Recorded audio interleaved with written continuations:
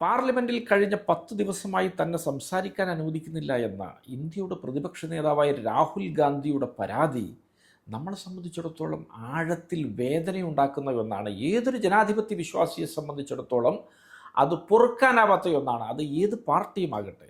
നിങ്ങൾ ഓർക്കണം, ഇന്ത്യൻ പാർലമെൻറ്റിലെ പ്രതിപക്ഷ നേതാവിനെ സംബന്ധിച്ചിടത്തോളം വിശ്വാസ പ്രമേയം, അവിശ്വാസ പ്രമേയം, ഡിബേറ്റുകൾ, ബജറ്റ് ചർച്ചകൾ, മറ്റ് പ്രമേയ ബിൽ ചർച്ചകൾ, ഇവയിലൊക്കെ ആവശ്യാനുസരണം നിർദ്ദിഷ്ടമായ സമയം അനുവദിക്കപ്പെടാനുള്ള അവകാശമുള്ളയാളാണ് പ്രതിപക്ഷ നേതാവ്.